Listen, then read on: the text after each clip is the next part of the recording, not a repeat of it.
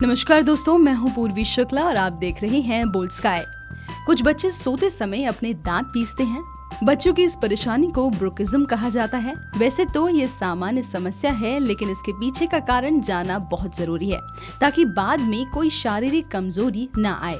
इससे दांत किटकिटाने की आदत दूर करने में आसानी रहेगी। ब्रुकिज्म की समस्या रात को सोने के दौरान होती है, जब व्यक्ति अवचेतन में होता है। कुछ लोग इसे पेट के कीड़े या फिर पाचन संबंधी गड़बड़ी से जोड़ते हैं, लेकिन शोध में पाया गया कि इस समस्या का कारण बच्चे का पाचन नहीं बल्कि तनाव है। एक अध्ययन के मुताबिक 2 साल से 5 साल तक के 50% बच्चों में दांत पीसने की समस्या देखी गई है। इसका मुख्य कारण तनाव हो सकता है। बच्चों के मन में किसी बात का डर या फिर कोई बोझ उसकी मानसिकता पर प्रभाव डाल सकता है।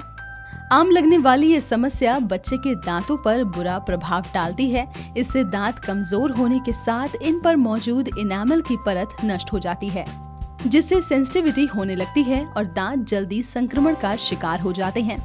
अगर आपके बच्चे को दांत किटकिटाने की आदत है, तो उसे दांतों में दर्द, सेंसिटिविटी की समस्या, दांतों का शेप बिगड़ना और कमजोर दांत की परेशानी हो सकती है। नसों में तनाव की वजह से मुंह, जबड़ों और सिर में दर्द भी हो सकता है। बच्चों में ये समस्या कभी कभार हो तो इसका कारण तनाव है। ये जानने की कोशिश करें कि आखिर उसे किस बात का डर या चिंता है। आपके प्यार से ये परेशानी दूर होने में बहुत मदद मिलेगी। अगर वो हमेशा दांत पीस रहा है तो डॉक्टर से संपर्क जरूर करें। इस वीडियो में फिलहाल इतना ही। हम जल्द लौटेंगे ऐसी ही जानकारियों के साथ। तब तक के लिए जुड़े रहिए बोल्ड स्काई से।